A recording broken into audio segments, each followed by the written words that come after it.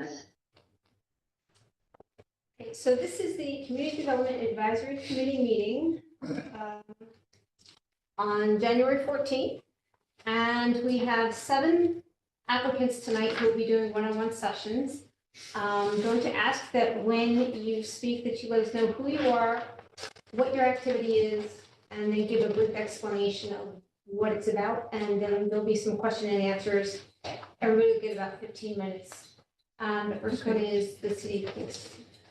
Yes, I'm Ruth Ann Devitt Frank, Director of Grants Management for the city.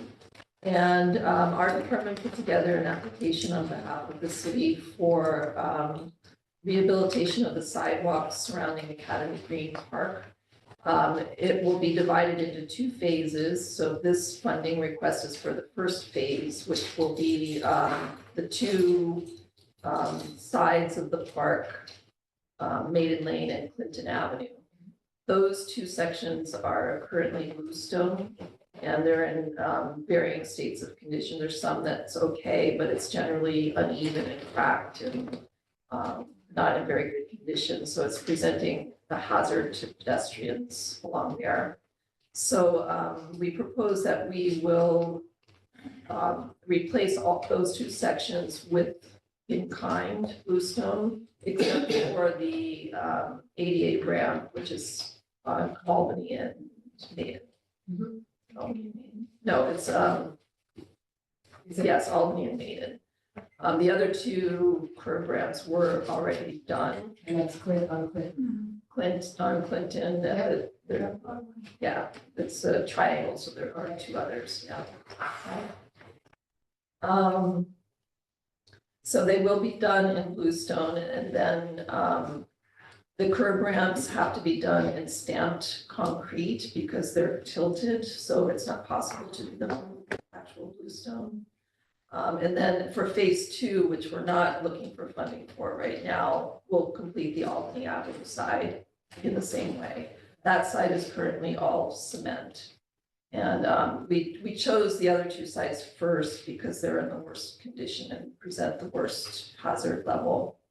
So that's essentially the project in a nutshell. Yeah, pretty straightforward. I know those blocks. There are a lot of crooked bluestone in that area, so. Yeah, there are a lot of different, it's a pretty busy hub.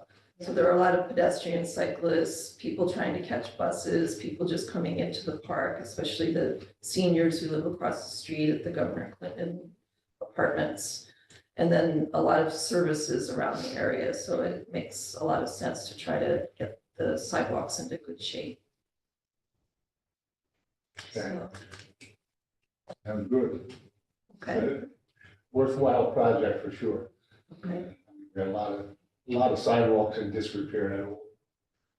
Like the intermediate bluestone that flakes on top, a lot of that downtown, that stuff is awful. Yeah, I think since that project, that happened a number of years, I think, before I started working here, but the process has improved somewhat. So I think that hopefully, we'll be able to find good quality bluestone that will endure. Yeah, it'd be great. Yeah. So no questions? No, it seemed pretty straightforward. Okay, all right. We deal with sidewalks all the time, some of us, so. I'm always in favor of Sidewalks. Yeah. And it's in keeping with the historic district and the bluestone that people really prefer to see. So, What do you think your timeline is? well, I should mention the design will be done in-house. Keith Phillips is going to be working on that. And as soon as we have the approval to move forward with it, he can start working on the design, but it'll officially begin over the summer. We expect the designs to be finished by fall, and we can do any environmental review as well. We'll be ready to go to bid for construction by January. So January 26th. we do anticipate we'll be able to finish the project before the end of June in 2026. Perfect. Thank you. Tori? just real quick, she's on our advisory committee. Hi. Ruth Ann just went over the sidewalks, application that she put in for the city of Kingston. Great. It was pretty straightforward. I don't have any questions. I don't. Okay. Thank you, Ruth. Is that it? Yeah. That's it? Well, thank you, everyone. Ruth, actually, if I could just back up, and perhaps you said it. Is any of the, how much of the new stone is usable that's there? We'll be replacing all of it. Everything? We didn't really, go through and pick out a stone that might look okay. In the end, it would be very difficult to try to match the blue stone so that it's a lot, and the process involves laying cement underneath. So we would have to remove everything and size it correctly and color work. So the goal is just to replace all of it. Okay, great. Yeah. Actually, I guess I do have one question, and it might have already been covered. One of the things that has just seems to like come up when we're working on this funding is timetable in terms of like, is the project, portion of the project sizable for the timetable that you have? Do you think that you can achieve in the time that? We do. Yeah, we looked at it very carefully. And just knowing how construction projects generally work, Yeah. as soon as we have the designs, we may be able to go to bid sooner Okay. than January next year, which means the contractors haven't set their schedules yet. The Okay. sooner we can get them out, the more proposals we'll receive. So it's not a very lengthy project to actually construct. And we expect to be able to start by April 1st next year. Okay. And does that work with the way the sort of difference, sort of like the calendar year with the funding? Yeah, they'll be okay. And she, I don't know if you were here when she said that they're gonna be doing the design in-house. Oh, great. So that makes it a little bit, That's huge.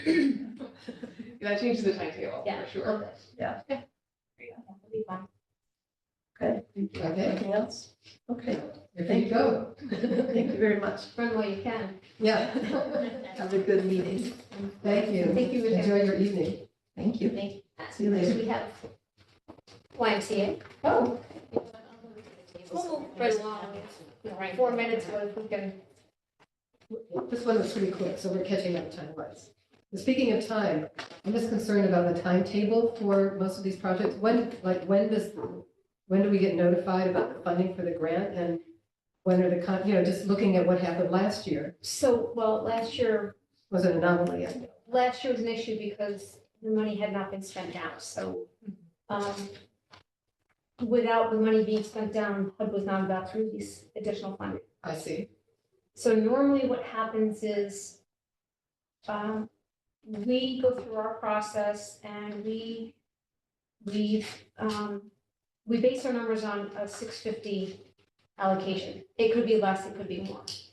And then what happens is after, everybody goes through and we work on the spreadsheet that you'll get, Right. with allocations, it may need to be tweaked. Like if we get additional funding, then across the, like if somebody got everything except for 2,000 and we have that extra 2,000, most likely it would go to them or across the board, everybody Right, being everybody, increased by a little bit. But I guess in terms of the timetable, since some of the projects we've reviewed start in January of 2025, that there's no money So, available right, in so January 2025. During the process of the application, it's clearly laid out that our fiscal year is July 1st through June 30th. Right. Nobody can start before July 1st. Okay, We don't have a signed an executed contract with HUD until at least July 1st. Mhm. If HUD is running behind and they don't sign until August, people can't start until August. right, It's a catch-22. right. But for the most part, except for this year, we've been on Like track. on July to June sort of Yes. schedule. Mhm. Because that was sort of concerning because some of I the saw some of the applications Yeah, were beginning, I saw that. running through the year, and I guess, yeah, but when we get to those applications, I'll just ask the question as to whether we can Yeah. wait to start. Okay, I thank you for that. I saw that too. I was like, And I went back to look at the application, like, I know that I put in there that it was July 1st. I'm not sure why they've got January, but yes, Okay, they'll have to figure that out. So, welcome. All right. Okay, sorry for that. No worries, good questions. So I'm Heidi Kirschner with the YMCA. I'm their CEO, president. And the grant that we have, its title is Educating Our Preschool Teachers. And this is a teacher apprenticeship program at the YMCA. And what this is, and it is an expansion program. It's a program that was developed by Dr. Julie Reese, who is a developmental and child psychologist. And she's the director of the children's, early childhood laboratory school at Vassar College, which serves 6 weeks to 9 years old. So she's been doing a program, developing a program called TAP at Day One. And they've just finished their, I think it's their 11th cohort of early childhood educators. And what this program is, it's an intensive 11-week program where individuals, and they're not necessarily young, they could be any age. They've had folks come in right out of high school, which is a challenge, but they've done it. They've had folks who are going on to their second career. They've had folks who have gotten their masters in education, but have decided that they want to go back to early childhood education. So the folks who go through the cohort are varied. And what they do is they take it from a very scientific and research-driven approach to how our children learn. And through this 10-week program, the people in the cohort spend part of their time in an early childhood education center. And I can speak a little bit more about that. And then the rest of the time in the classroom where it's intensive learning. I mean, they read like 10 to 12 books over the course of this 11-week period. They have a lot of projects that they do, but it's all based on play and learning with play. And so then after the program is done, they also have, they build a portfolio of the work that they've done so that they have this. So when they go out and seek jobs, they have this information. We also have lined up for them, quite a slew of early childhood centers that do need work. And our first cohort, which we already concluded in December, had 5 graduates. A couple had to drop out because of childcare issues and some other things. And they just felt like they weren't ready yet. They're going to come back and do a later one. But out of the 5, 3 got jobs already in early childhood, and then one of them is going back to school, and then the other one is still looking for jobs. So we're able to kind of point them. What we've also found is that a lot of the early child centers are starting to come to us now and say, I'd like to put people, our young people through this program. This is a paid internship program. We pay the folks in the cohort to learn. And so it kind of resembles a little bit above minimum wage if they do all of their assignments and they show up the way they're supposed to for their job. So it's incentive based. And it's really quite lovely. And so the program, I mean, over the course of a year costs over $400,000. And so when you look at the individuals coming through the program, many of them, you need a high ratio to kind of get them thinking about their teaching skills and education. So it's a lot of work in helping them get through. And so we're just asking the city for a piece of that to help us out. And we run 3 cohorts a year, and we'll easily meet the time frame. We could easily either do it in our fall cohort or in our early winter cohort. It would meet the time frame for the grant. Right, because that was my question. It said January to March of 2025, and that's not a time frame that works. Yeah, no. We're running at this point year round with the cohorts. We only take a break, I think, based on the teacher schedule in July and August, and it starts right back up in September.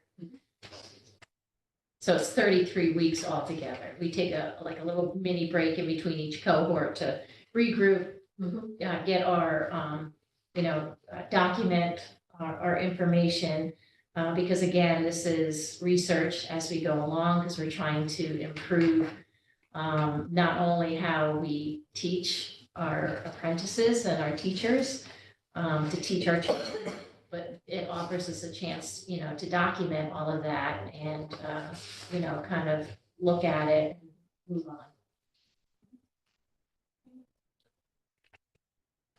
They don't have to be a member of the Y. Oh, absolutely not. Our first cohort, none of them were, although they are allowed to come in and do whatever they want at the Y while they're there. really? Oh, yeah, because we want, you want them to feel good about themselves. I don't think any of them took advantage of it. Like, we try to encourage them, go to a yoga class, go, because it's mindfulness or whatever, but they're young and they're, running from one thing to another. So, but that is an opportunity for them and we encourage it. Great. Hi, I'm Michelle Hirsch. So I work with families, children with disabilities and special ed advocate. And so I was curious if there's any training for the children, like working with children with disabilities or autism or anything like that. It's really hard for parents to find childcare no matter what. And then when you have a child, that might be going through some services or whatever, and you want your child to go to an integrated program.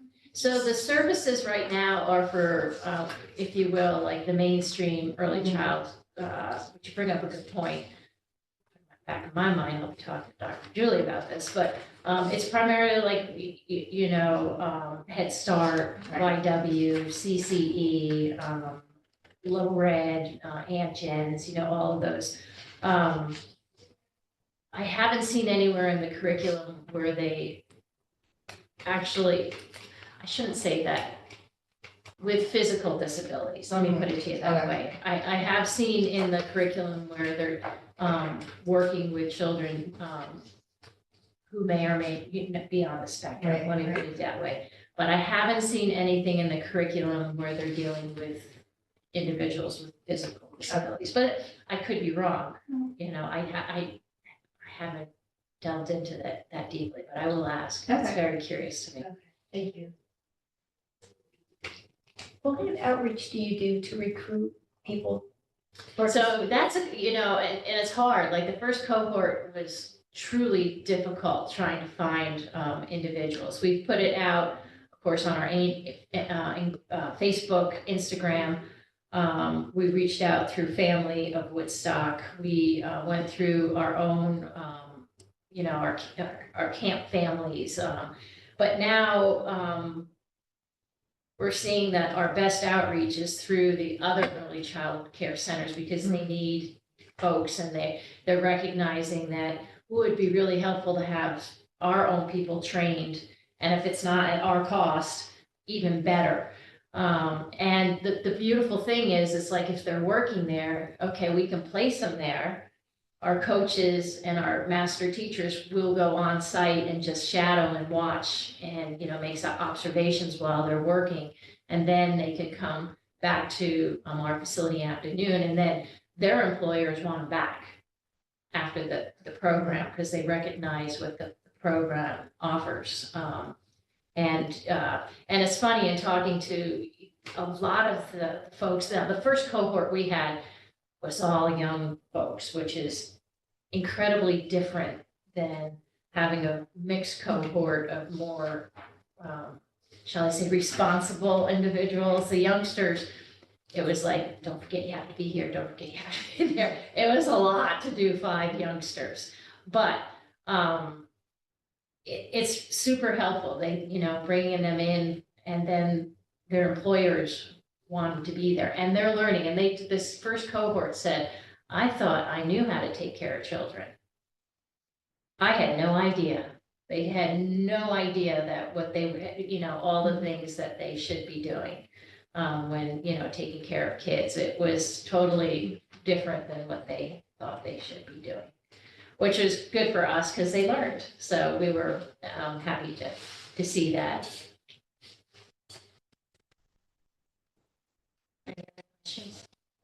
Yeah. Trying to put a finger on really what I want to ask you. How long do you remain in contact with their employers? Is it an ongoing, do they report back to you after 3 months, 6 months? It's actually a network of everyone, because we keep track with the folks in the cohort, probably more so than the employers. Because what we're trying to do is lift these folks up to be independent on their own. So as much as we like to point them in the direction, we want them to go and get their jobs with their portfolios. And I mean, we'll kind of guide them the entire way, but it's not like we're going to get them a job. We want them to get their own job and learn how that feels going in and interviewing and presenting your work and having to have a dialogue with the person who's going to hire you.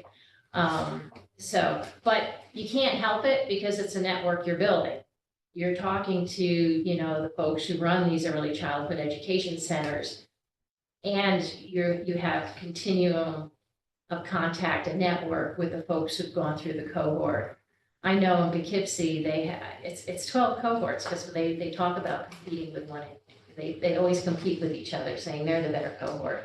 So we keep that network going so that it's a support system for them. So if something comes up and they're like, I never dealt with this. Did anybody else see something like this? Or, they can give them a little guidance. So it's helpful. And I think, just one question, is, somewhere in your application, you mentioned that part of your goal was also to create the ability for people to go on and create their own home-based Yes, so, childcare facilities. yes, So I'm yes. just curious if there's been interest expressed in that. well, there hasn't been this time, but curious enough, one of the participants in our last program, her mother just opened up her own, I think it was New Beginnings or Bright Beginnings childcare center. Her mom just opened a center. And if that's the case, that takes a whole other, amount of support, when you're teaching someone how to open their own business. You have to kind of guide them along. Okay, you're going to have to keep track of county. You're going to be under OCSFS regulations. We're working on dialogue now. I know in Poughkeepsie, I think, have 6 early childhood centers that have been opened out of the 11 or 12 cohorts that have gone through for them. That's huge. Yeah, that is. That's huge. And I think it is when, and a couple of them are partners, like, a couple people, so that they're going through it at the same time. But they quickly realize that that's when you're really lifting people out because it's their own business. And they recognize that it's a nice occupation, it's a nice career for them to have, and it's in their own home. They could have their own children and also bring in other children. So we haven't had anyone yet, we've only had one cohort, but I anticipate that at some point in time in the future we will, and that's a whole other side of it that we have to work with. But it's exciting. It's exciting when you see it happen. Everybody else? All right. Well, thanks, guys. Thank you. Thanks. I need to check chambers because the last time people were sitting in there Yeah. and I didn't know. There were a few and I walked through. I wasn't sure if they were related to this or something.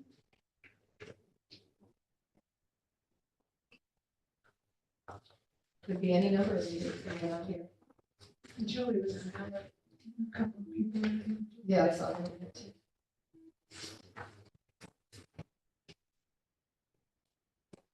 I didn't know this in our last time. It's United Way will be in there. Okay. Well, hey there. Well, hey there. I do have a tribe with me, so they're coming in. Is it possible to connect with anything, or can I just show this on a screen here, the presentation? I don't have a way to connect. I mean, I'm recording the meeting, but I don't know how to. No, it's no problem. Oh, there I am. It's no Yes. problem now. I'm just gonna, I'll just You put could it just raise up. it up and we can see Yeah, it from here. and It's then- small enough group. I'm also happy to send it after the fact if there's anything you wanted to review with the presentation slides. Come on, guys. This is our United Way group. You can come on in around here. Hello. These are members of our youth council. Before you start, if you just introduce yourself. Oh, of course, I'm just setting up right now. No. Yeah, yeah. Just so you, so everybody knows and anybody that's watching the video afterwards. Oh, sure, of course. No problem.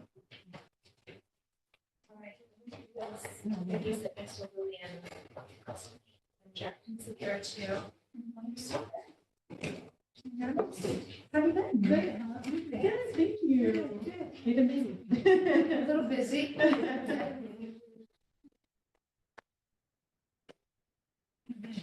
This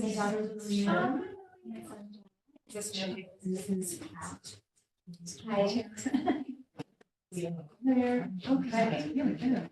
Thank you all for being here tonight. We really appreciate it. I'm Stephanie Kearns. I'm with United Way of Ulster County. I've only been there for, actually, this is about 8 months now, 7 months.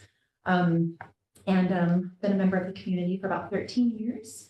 So it's really special for us to be involved. And today I have with me Katie Hab, and I'm in charge of development and communications for United Way.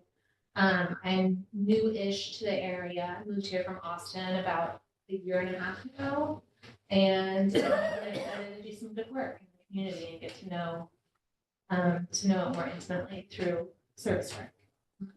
And then we have us this evening, we have with us our members of our youth council. So we just recently launched this program, and does anyone want to introduce themselves before I introduce you? My name is Lillian. I am 11 years old. And I go to primary school. My name is Jack. I'm 8 years old and I go to No problem.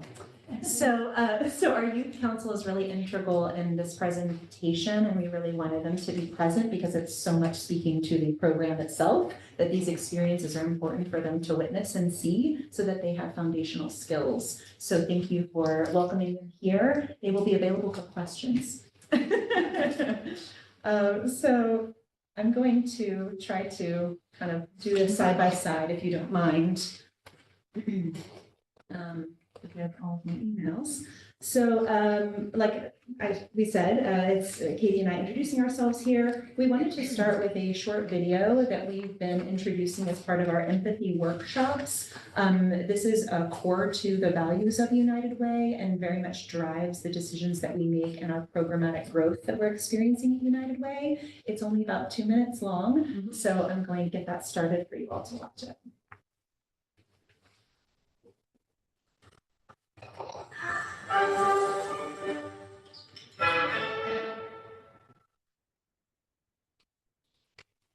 So what is empathy? And why is it very different than sympathy? Empathy fuels connection. Sympathy drives disconnection. Empathy, it's very interesting. Teresa Wiseman is a nursing scholar who studied professions, very diverse professions where empathy is relevant, and came up with 4 qualities of empathy. Perspective taking, the ability to take the perspective of another person or recognize their perspective as their truth. Staying out of judgment, not easy when you enjoy it as much as most of us do. Recognizing emotion in other people and then communicating that. Empathy is feeling with people. And to me, I always think of empathy as this kind of sacred space when someone's kind of in a deep hole and they shout out from the bottom and they say, I'm stuck, it's dark, I'm overwhelmed. And then we look and we say, hey, I'm down. I know what it's like down here, and you're not alone. Sympathy is, ooh, it's bad, huh? No. You want a sandwich? Empathy is a choice, and it's a vulnerable choice, because in order to connect with you, I have to connect with something in myself that knows that feeling. Rarely, if ever, does an empathic response begin with at least. Yeah. And we do it all the time. Because you know what? Someone just shared something with us that's incredibly painful, and we're trying to silver lining it. I don't think that's a verb, but I'm using it as one. We're trying to put the silver lining around it. So I had a miscarriage. At least you know you can get pregnant. I think my marriage is falling apart. At least you have a marriage. John's getting kicked out of school. At least Sarah is an A student. But one of the things we do sometimes in the face of very difficult conversations is we try to make things better. If I share something with you that's very difficult, I'd rather you say, I don't even know what to say right now. I'm just so glad you told me. Because the truth is, rarely can a response make something better. What makes something better is connection. Thank you all for watching that. As I said, this is a really key part of our presentation and where it all starts for us at United Way, because we've been trying to connect more deeply to the community, our funders, our workplace campaign providers, the programs we do. We're going to different clubs. We just did this presentation workshop at the Rotary Club at one of their events. We've done it for all of Central Hudson and their new hire programs. And it really allows us to open the door to say, we want to make real change. We want to really understand what we need to improve in our community and the people that need our help, and not just deliver something to them, but really deeply connect with what they're going through. And everyone at United Way has had some form of direct experience that was specifically hired for that purpose, including myself, who got into the nonprofit space because of things that I went through in my upbringing. And so I think when we bring that to the table, it really helps us create a different programmatic approach that is much more directly aligned with the true need of the people and a judgment-free zone, so that they can simply build skills and really create that permanent change that doesn't feel like they're having to change who they are, but rather enhance the wonderful parts of themselves. The next slide is, what does United Way of Ulster County do? You know, it's funny, when I first got started, everyone asked me that question, and I said, I don't know. We're going to figure that out. And so as we spoke with people, we really have switched from a sort of a funder, although we weren't really a funder. It was really sort of smoke and mirrors, because the idea was this community impact. We raise money for workplace campaigns and then we give it out. But the truth is, a lot of that was supplemented by other funding that was done because we had a commitment to nonprofits to make sure that everyone was getting a fair share, and we were creating a little bit more equity around the different causes and missions that were responding to needs in Ulster County. Now what we're doing is we're partnering with these organizations to provide them with things like supports and skills, workshop opportunities, even housing nonprofits in our building, because we have extra space to say, listen, come here below market value so that you can grow your nonprofit and really get it off the ground without that barrier to success. And so it's, I think, key to mention to all of you that we're headed in that direction, which is why building programs out is so important to us and really part of something that we're doing strategically and thoughtfully. 100% of our work is dedicated to the people of Ulster County, and we are located in Kingston. So a lot of our work is done in Kingston. Our children attend Kingston schools. We're very connected to Kingston. We just newly appointed Dr. Lynette Williams, the Vice President of Secondary Education from the Kingston City School District, to our board. So we have a real vested interest in connecting more with the public school system in Kingston. And you know, we live here, we love it, we work here, this is our home. And so everything really stems from and grows out of Kingston and the city of Kingston. So that partnership and relationship is very important to us. And we love to see that investment in our foothold in the community really be nurtured. Let's see if there's anything else to highlight. I haven't spoken already. These bullet points were in our presentation. So this is simply sort of our 4 tenets that we've been operating out of for our main focuses of what we do.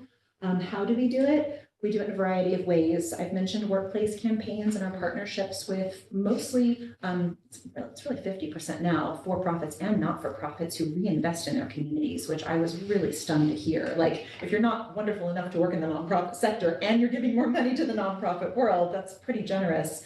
But I really just think it shows sort of that double down commitment to the space and need. And so individual donors, workplace campaigns, foundations, and charitable gifts allow us to operate.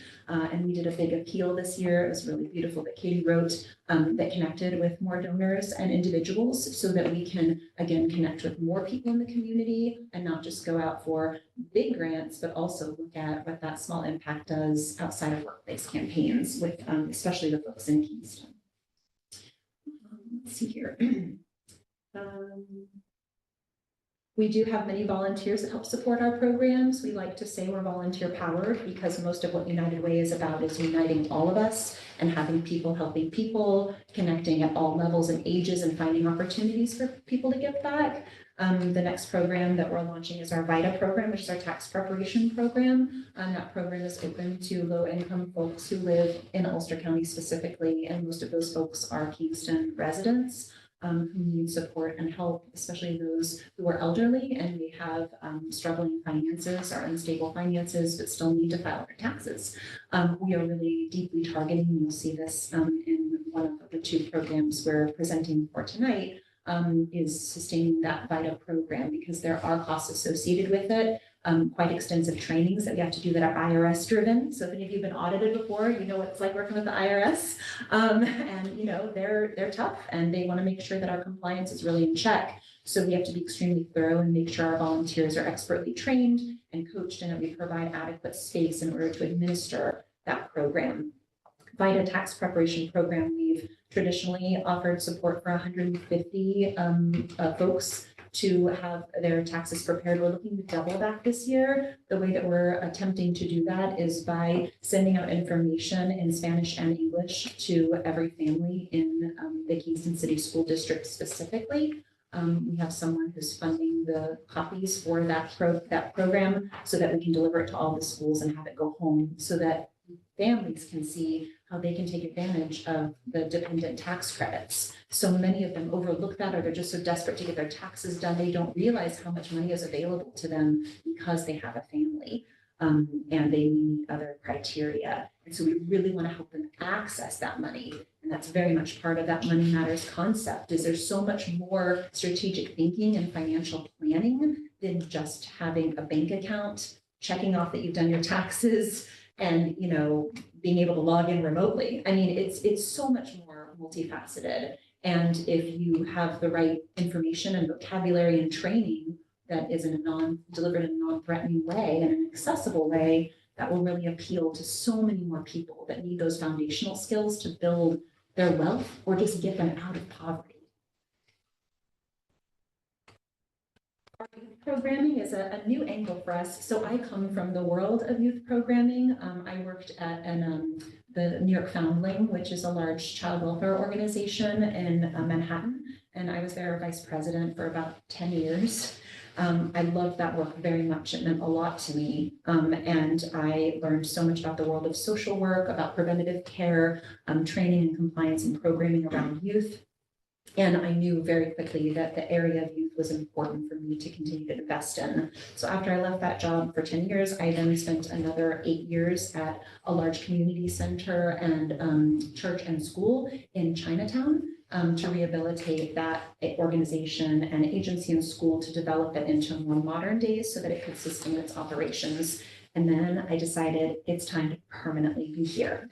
And that's when I came to United Way, and there was an opening to build youth programming. So I'm trying to bring those skills and those opportunities to United Way because we have the expert skills, we have the space, we have the connections. We're ripe for this opportunity. It's time for us to get into this space. And we've heard from many of our partners and other organizations that there are missing links, especially around the youth council of this age. That 8 to 13, 15-year-old bracket is tough to harness. Those middle school years are really hard to get kids engaged. And in the age of technology, they're so distracted by other things. As soon as they're out of school, just let me get on a device as soon as possible. We want to give them an outlet to engage with people, stay connected to humanity and the realities of their world so that they're not missing opportunities and really important skills at their young age. They're impressionable at that age, and the first memories we have are actually built in our middle school years. So why wouldn't we fill that with philanthropy and good works? So Good Citizens and Money Matters are the names of our two programs. I'm going to first talk about Good Citizens. So the idea behind this was developed around civic engagement specifically. So teaching kids about how to engage in their roles and responsibilities of government, local, national. We know that the kids are very invested in the work of Kingston specifically, and there is such a wonderful opportunity for us to do that. We have a very approachable and accessible mayor who really likes kids and my daughter even participated in a program a few years ago where she got to come here. So she's already familiar with the space, and not a lot of kids get that opportunity. And so when I saw that she and a small cohort got to do that through a program that they had at Crosby at the time, that was driven by a teacher, that teacher's retiring, they're no longer there. It's not a sustainable program. We need a program that's in place so that more youth can participate. And that we open the door for that age group to join us. We currently have, in addition to these 3 kiddos, we have 4 other kids that are part of our group. We're looking to grow the youth council. We're working currently with My Kingston Kids and Mentor Me in order to do that. Mentor Me is one of the organizations that's currently housed in our building. So we love that they're there, and we mutually collaborate on a lot of things together. And then My Kingston Kids, they're just really wonderful partners with us, and they've had a lot of trouble launching a youth council, and we did it. And we're like, let's get together, let's make it happen. You've got kids, we got a council, let's bring it together. So our partnerships are strong, and that I think really shows that we have the ability to launch this and make it happen. The programs that are within the Good Citizens concept are, including our youth council, is financial literacy support through the Money Matters program. So there's some Money Matters elements that would feed into this, which is why we put them together, because they're such important programs that have an overlap and a synergy. The financial literacy piece is important because the way that the kids are educated and understand how to navigate their world includes the fundraising piece and how to manage the money. When you are part of youth council and you're part of responsible parties that administer money, allocate money, determine who should get the money, that you have to understand what that means, the value of money. And so it all comes into play. And then the last is community building. So we recently partnered with Rotary Club to do the Join or Die event. It's a documentary that's on Netflix. If you haven't seen it, I highly recommend it, especially for all of you folks. You would really connect with it, but it is very much about civic engagement and the lack of civic engagement right now. People have become so insular and introverted, and the pandemic really just spurred that on. And so it's about like, you've got to get back out there. Where are the bowling leagues? Where are the clubs? And Kingston does a pretty good job at it, but they're losing membership and they're not growing membership with youth. They're all aging out, and they're all very concerned that these precious clubs and organizations they've developed are just going to fizzle out. So we really want to help empower the youth involvement in those clubs and see how we can bring that together. So in addition to the government contacts, we also want to make a connection with that club area, that folks that do make a big impact and influence the changes in our community. The goals for developing this program, just looking at my time, okay, are developing their civic knowledge, enhancing their leadership skills, encouraging community engagement, promoting inclusivity, and creating independence. Really giving them those important self-esteem skills to understand what their role can be. And then also letting them learn to fail a little bit. Sometimes you're going to get a no, and it's okay. And how do you navigate that? How does something that means something so much to you, how do you turn that into a different approach? Our Money Matters program, this is really can be, and I just have a question. Sure. So you have 2 different applications. Yes. Which one are you speaking to now? Because we can't mix the 2 of them together. They're separate applications. So if you're speaking to the Good Citizens, they'll have questions about that application first. Okay. And then you can move into the other one. Sure. Yeah, we merge them together. Let me just see if there's anything else I have for Good Citizens before I move on. I mean, the only 2 slides really are the measurements of success and the budget fiscal responsibility that are to both. So I'll just skip down to those 2 slides and then finish up the Good Citizens application. Just because it'll make it easier Of for course. them and Yeah. whoever else. We have other people listed on the council or on the committee that aren't Oh, clear. sure. So I don't want them to be confused when they're trying to watch the. Yeah, I appreciate that. Thanks for the information. No problem.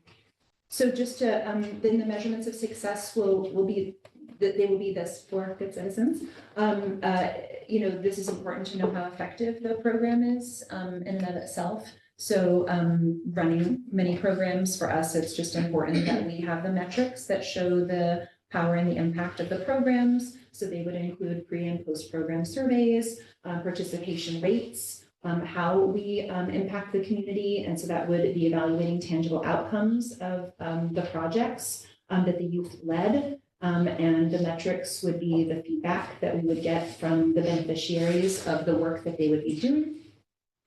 The youth engagement beyond the program, what the youth would do after they participated and what they might be driven to do in school. So we would connect with teachers and admin in the schools to see how they would use those leadership skills.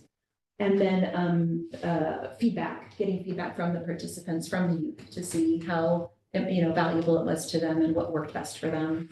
And then we did have the specific budgets that were in our application for each program. But this was just a slide to talk about that again. I mean, I've served on many of these councils, so I know what you should ask, and we want to make sure we provide that for you. So just to give you an idea of our operational budget, right now for our 2024 to 2025 year, we are at around net 50,000 based on our income and our expenses. So our overall budget is 1.9 million for our income and 1.9 for expenses. So that difference is really in the 50,000s.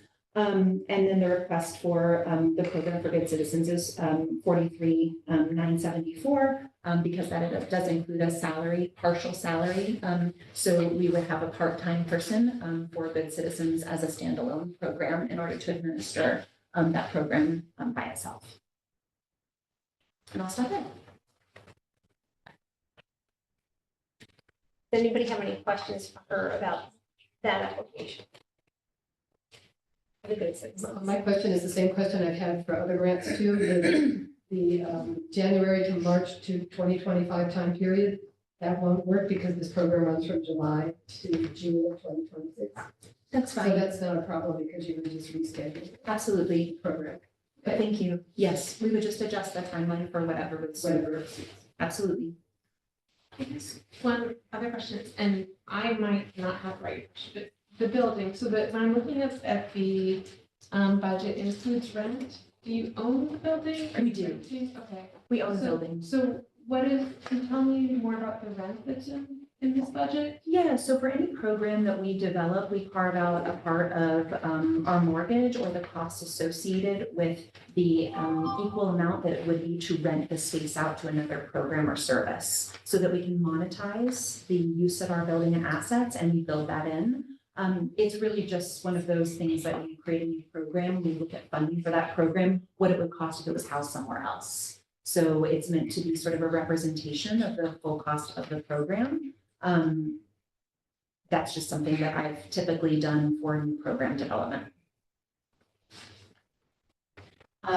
So would this program and this grant money be only for Kingston City students? Because I know you're working with a district, so is it targeted to certain schools in the city? Because I don't know, can we serve students? It has to be, the majority has to be residents of the city of Kingston. And at least 51% have to be online. Okay. Yeah, so we're partnering with Kingston City School District, and I'm not sure that they would release all information regarding residency, but we know they have to establish residency in order to attend Kingston schools. So I don't know what that means in terms of. There's like 7 municipalities that feed into the Kingston City School District. I totally understand. And there will have to be some sort of certification as to where they live, what their economic needs are.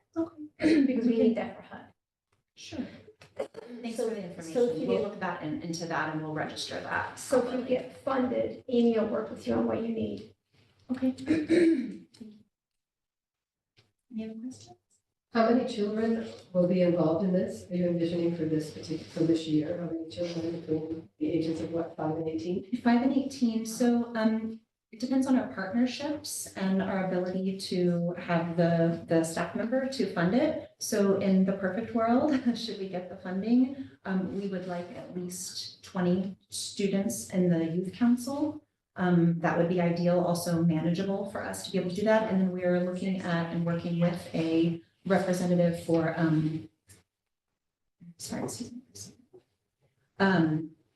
for a young professionals program that is also geared towards the high school, the growth into the high school. So we have some partnerships there. I was trying to remember if I can disclose who that is right now. We don't have a full partnership yet. But that would then allow us to connect more with the older population, and then probably around between, for administering all of the benefits of this program, our goal is that we can bring it into every single school and have multiple grades participate in sort of visiting, different government buildings, being able to connect with different government representatives to ask them questions. So it could go as widespread as having, 100 kids per school in the Kingston City School District, should we get the cooperation from the different schools to administer that program. And we feel confident based on the representation on our board and our relationships there that they would want to participate in that.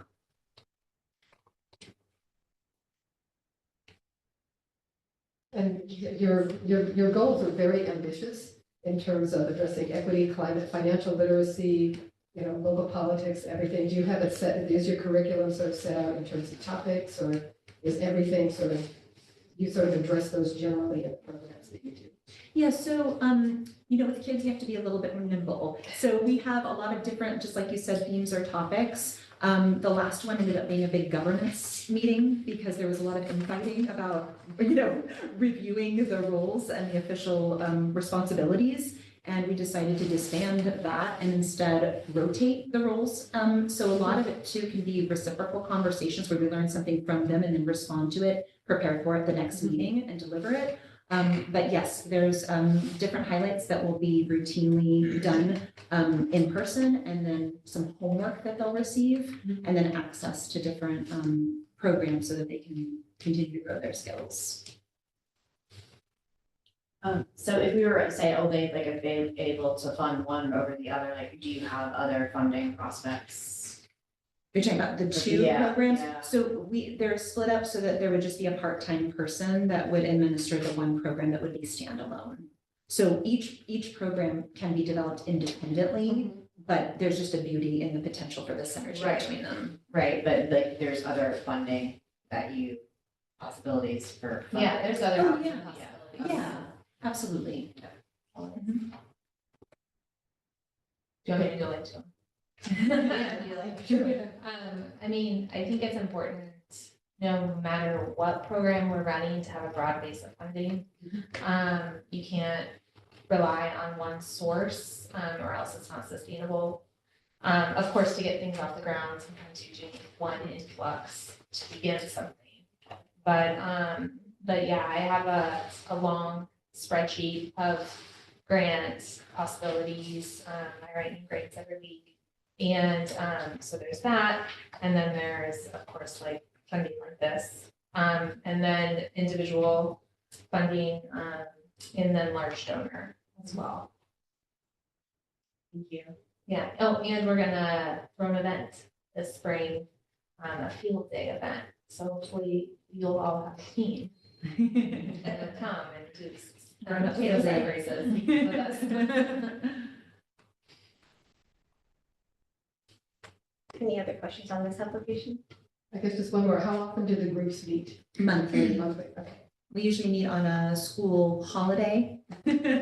So we're meeting on Lunar New Year for this month to make sure that we have a captive audience and give them something to do other than sit in front of a screen all day. So we really get engaged in the work of that. And I do want to make sure that I answered your question fully about the rent. That is a choice. It is something that, that again is just sort of a common theme that we've done before. It doesn't mean it's a deal breaker for us. It just means it's the way we've looked at the budget, and we just wanted to make sure to evenly allocate all costs that represent the running of the program. Thank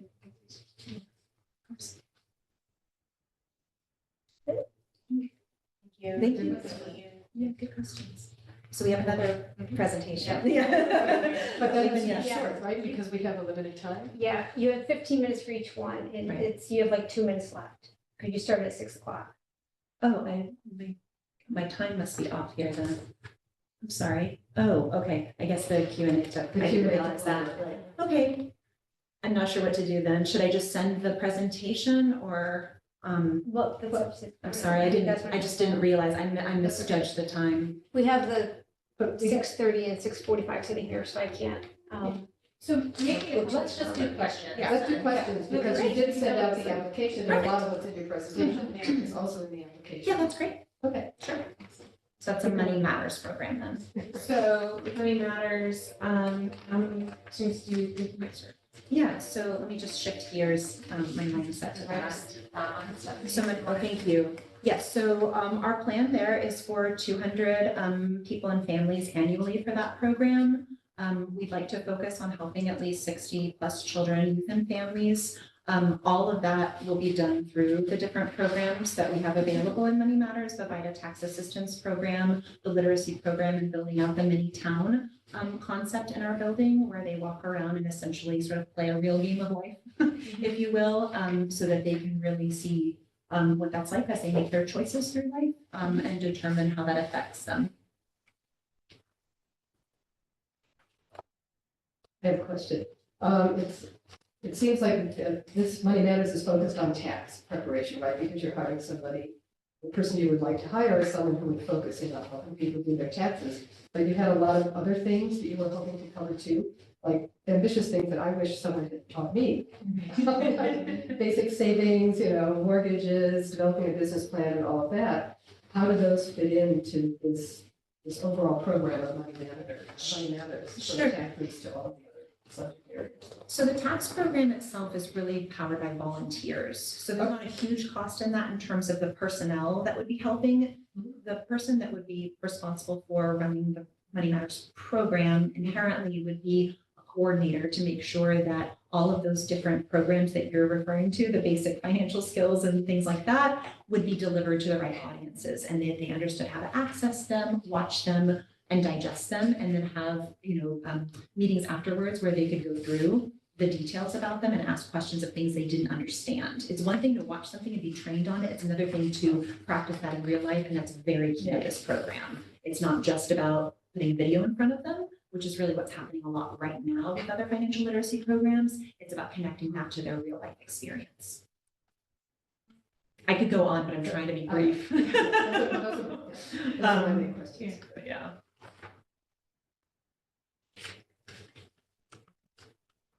Anything? All right, great. Thank you all so much for your time. Thank you. We appreciate it. All right, kids, time to go. Say thank you. Bye, nice to meet you. Have a nice night. Thank you, you too.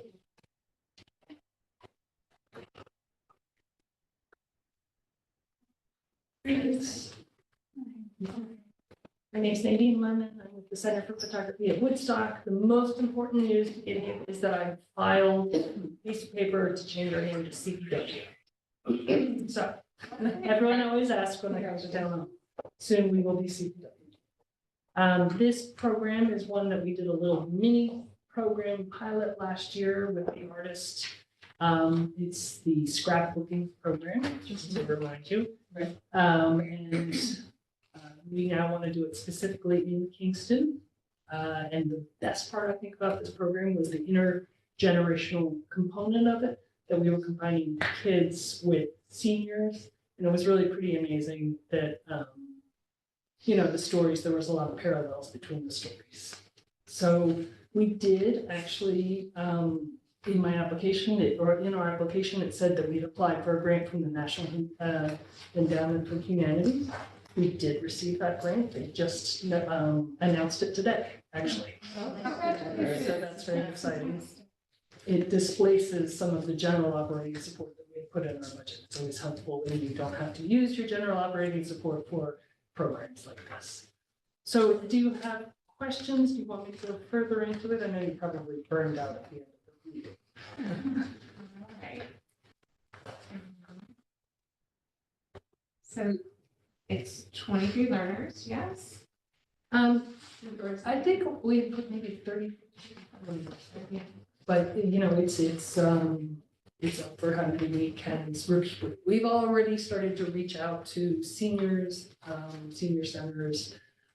There's a hospice coordinator that we've reached out to, so we are starting to work on that. The other change to the program is that we have an artist in residence house in Woodstock, and we're gonna actually put the artist up for the month.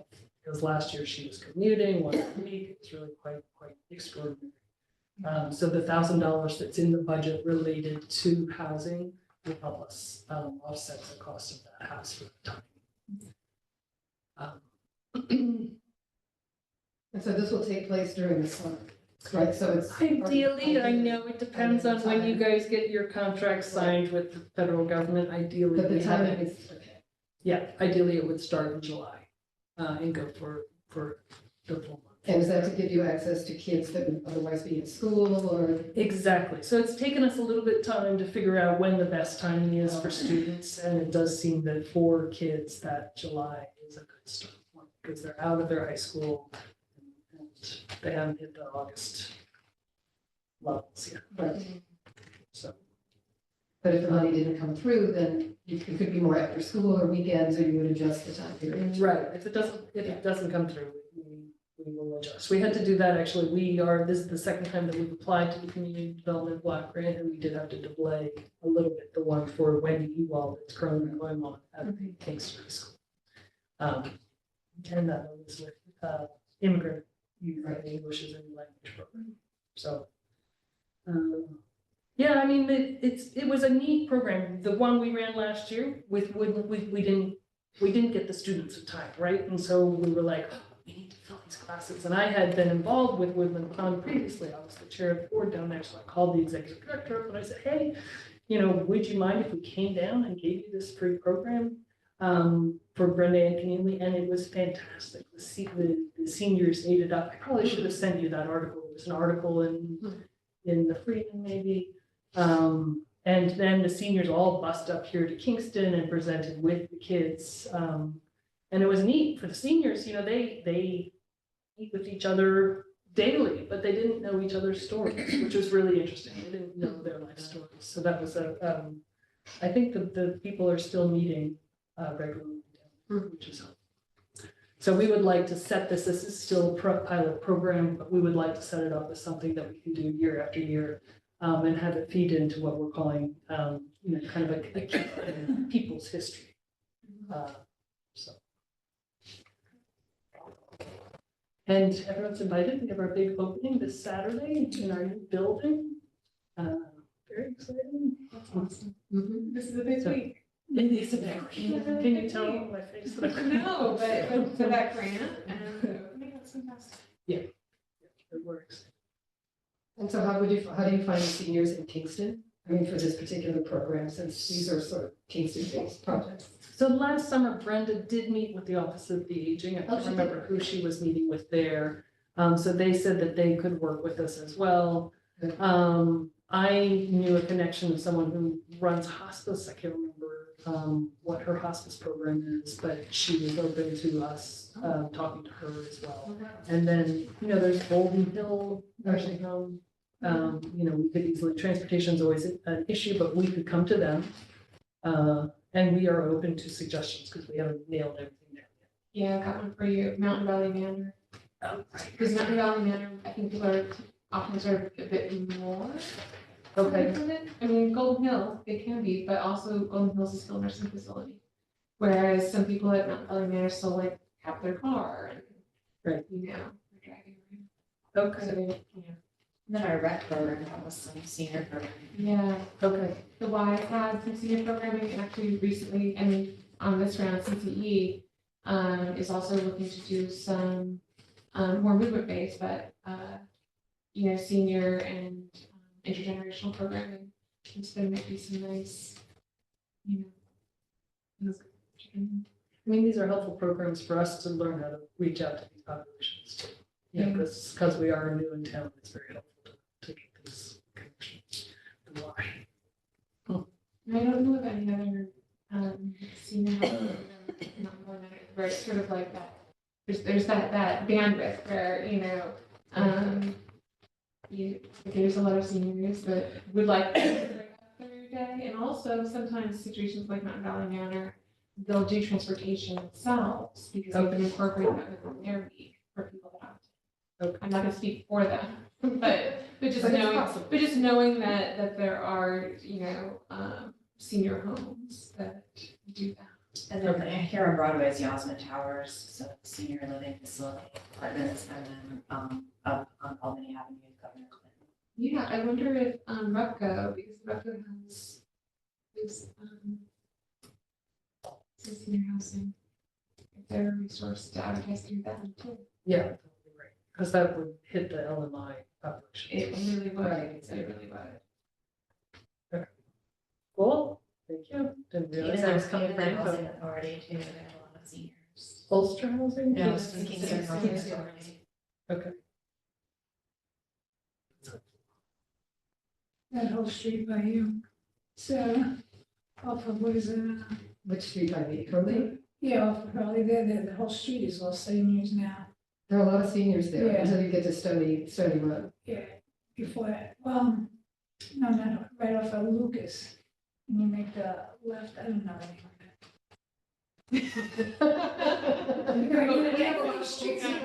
In my ward, yes. No, what is it? What is Is that how, are they homeowners or?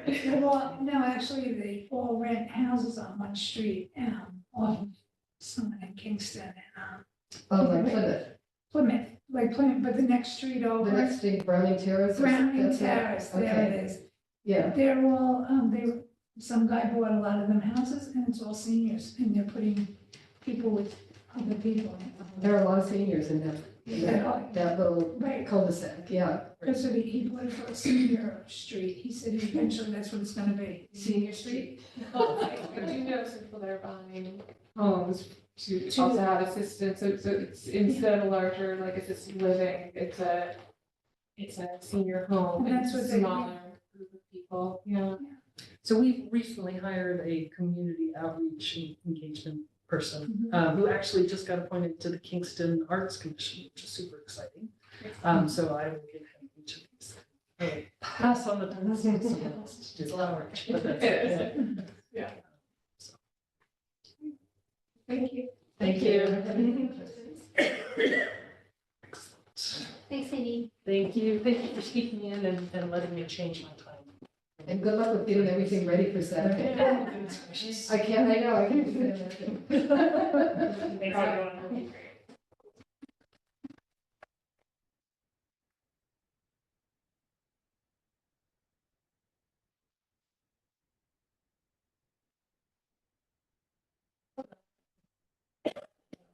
I'm Linda Moore, I'm the executive director of the Hollow Centre. And we are opening a big exhibition on Saturday also to coincide with our neighbours, CW.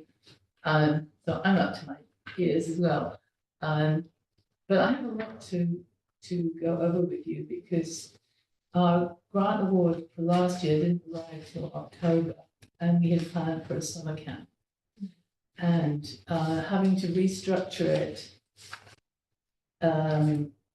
outside of that program changed many things. And one of the big issues that we came across is really, we were planning to work with My Kingston Kids, Centre for Creative Education, and Boys and Girls Club. And at the time, because it was going to be a summer program, we had planned for them to be able to walk to the whole centre, and because we're right in their neighbourhood. But of course, in the winter and after hours as an after school program, that was not going to work. And we didn't have money in the budget for that. But then as we were reaching out to those organizations, I had the opportunity to meet the director for the youth program for Ulster County. And she became very excited about our programming, and I learned about the homeless families in the Kingston Motel. And the youth program have a project where they are busing kids into after-school experiences from the motel. When they come home from school, they are endeavoring to get them out into a variety of programs so they're out of that environment and into things that will help them and give them a bigger perspective of what's happening in the world. And so they invited us to submit a proposal, which the deadline was like 3 days later, and but they worked with us. They're very keen to have us. We're waiting to hear the results of that any day now. We should be hearing, but I'm feeling very positive about it. So the way we restructured is we have 60 kids that are, and that was our original plan, that are now going to come to us in groups of 10 that can be bused to us with the busing service. Well, we're asking for funding from the Youth Bureau. It's part of that funding is going to be for the busing. To bring them to the Hollow Centre after school, or it'll depend on how well the busing service goes, but we should have up to 3 hours with them after school. And each of those groups of 10 are going to have 5 sessions with us. So they're going to have an opportunity to make up to 3 holograms with us. They will be working on each of those holograms will be mounted into like an 11 by 14 mat board, on which they will then be creating other images using a variety of technologies, from very simple drawing and painting, sculpting, but also working with digital capture. And we've donated a very nice high-end printer now. So we've got a variety of tools to open up their creative storytelling, because this is really about them telling their stories. So from those works, we will select 1 per kid, and we will be mounting an exhibition in the main gallery of the Hollow Centre, which we're actually dividing into, making a smaller part. There'll be a secondary exhibition. So the main part will have 60 pieces in there from the students, and there'll be an opening reception with their families, and the show will be up for a month. Alongside of it will be a show by Ken Dunkley. Ken Dunkley is the only African-American holographer that either he and I know. And I've known him since the 70s, and he's in his 80s now. He lives in Philadelphia. He has worked with kids in the Boys and Girls Clubs in Philadelphia. And he is going to mentor the kids. So those 6 groups of 10 that will be working with us for 5 sessions each. So we'll have 3 groups a week coming in for a block of 5 weeks, a break, and then another block. Ken is going to be on Zoom with us.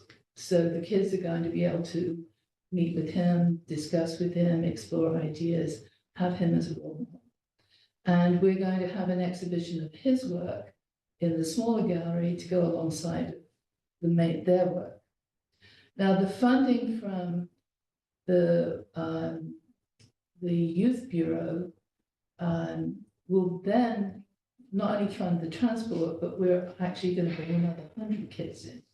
So, and these are all definitely all low-income kids, and a lot of them will be through the Kingston motel group, the homeless group. And so that we'll be bringing in 10 groups of kids at a time during that month of the exhibition to experience the work of the kids, to learn a little bit about light and lasers. And this is really basically, the word STEM is used, but I like to use STEAM because that includes art. And that's really what we're all about. And we're looking to apply for some NSF projects that will also be developing STEAM programs. I'd like to also add that we are now getting a lot of interest from teachers coming into the gallery, looking at work, who are interested in us taking programming out to schools in the whole region. So we're about to link up with BuzzFeed. So we're very much expanding this. So in this budget, I have funding for us to have, I've got 2 assistants in training that I hope are going to start to take on some of this teaching program. That have already had some experience in volunteering with us. And we're, so, and the other thing is, actually this has just come up in the last couple of days. We're going to see if we can include Ken Dunkley in the Black History Month in some way. I'm going to be talking to Kit about this to see if we can include a portion in February. While we will be making holograms with the kids, and Ken will be involved with us to either bring him in here and do a presentation during that time. But that's not, he's on our board actually, and this is something he's doing from his own love. So he's already committed to doing this with us. So that's where the funding has gone for the round before, but unfortunately, getting the money in October and trying to plan for something when we hadn't even run through the logistics of or discovered half of the problems that we had to deal with meant that really that what we applied for, I think it was a mistake to apply for some program again, given the circumstances of what happened this time. So really, what I would like to do in our application with you this time is to take that funding and apply it into another after-school program as we are running this year, but to expand it somewhat. And we were to bring in other groups of kids, to expand it with the youth program, and to we are getting more equipment. We've already been donated 2 what they're called holoscopes. There's a company in California that have developed these holographic microscopes. They're going to be part of our program. We're given 6 of these 3D displays by a company in Brooklyn called Looking Glass Display.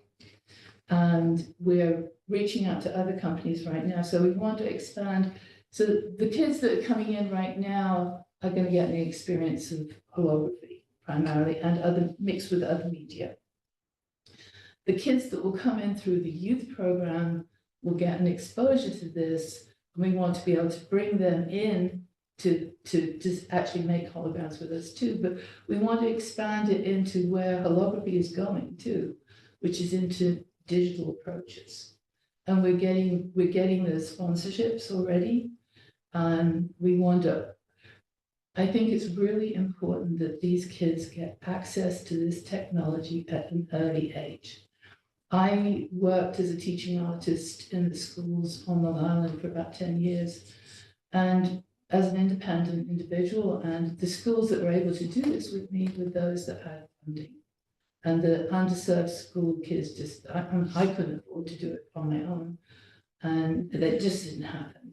So I think it's really important to get them into these programs right now and to offer them a way forward that we can expand and grow apprenticeship programs that will grow out of this. I'm working with the Boys and Girls Club with the older group of students in there too, going forward with them.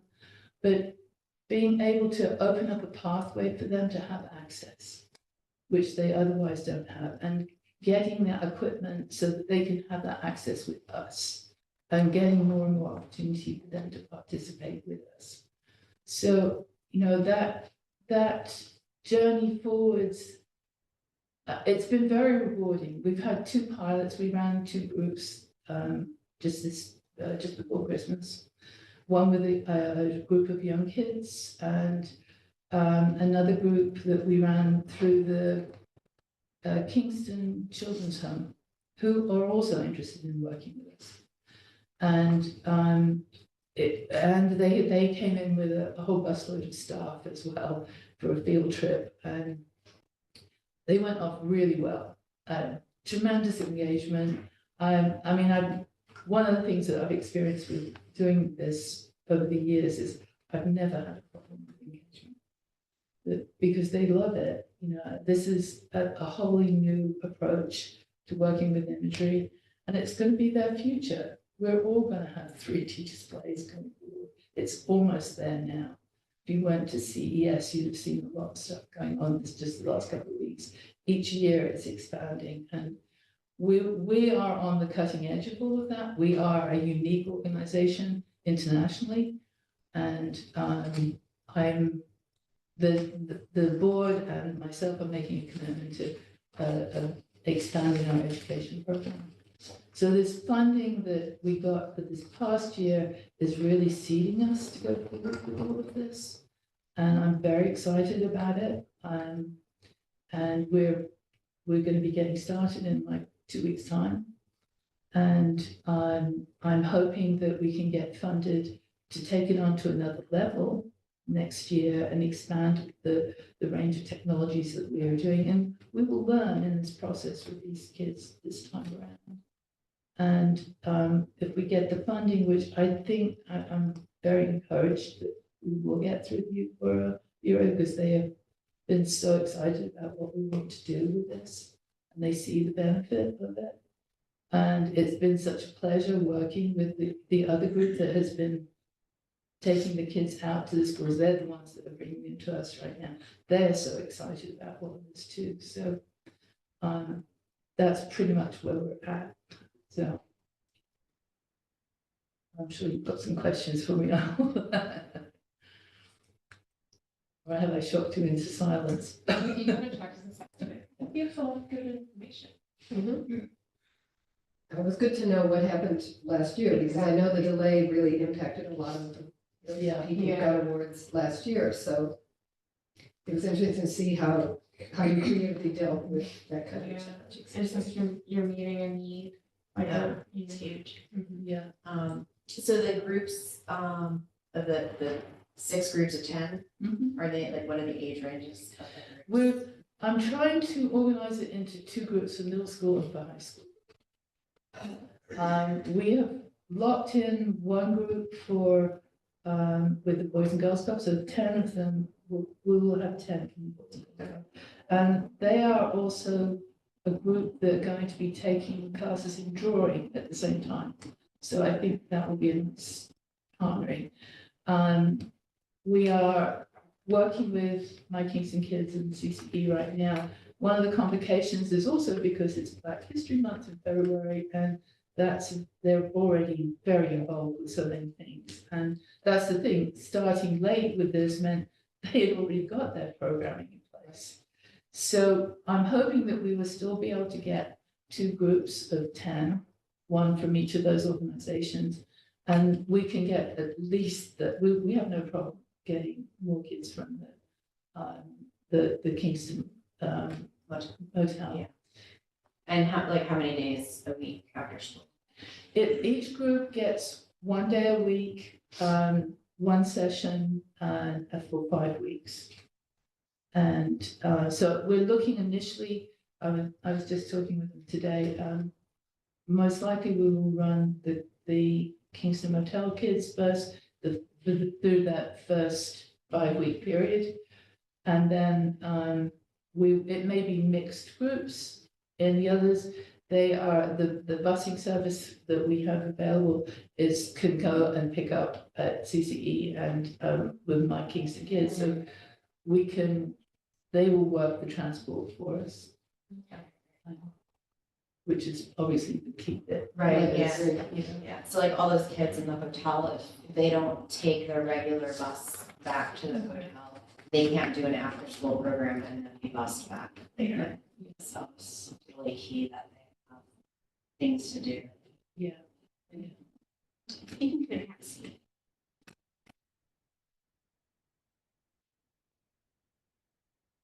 A couple, I guess would it be fair to say you're preparing them for a career, right? Yes. Yeah, okay. Career opportunities, I would say, because we've got new dimensional tools that have been developed as we speak. And what we do overlaps with VR and virtual reality and augmented reality too. And the displays we're getting through Looking Glass Factory are basically, it's really cute. I mean, not just cute, I'm eager to work with this too. You take your iPhone, I could take your iPhone and take like a whole bunch of photos of you with that, send it to an app, it will process it, and then it will display it in 3D on this Go display, which we're being given 6 of. And they are also going to be sponsoring free workshops for local artists on these displays. We're doing a workshop March 8th. So they'll be coming out of, they're paying for another artist that we've been working with. We have a show of his work coming up in early summer.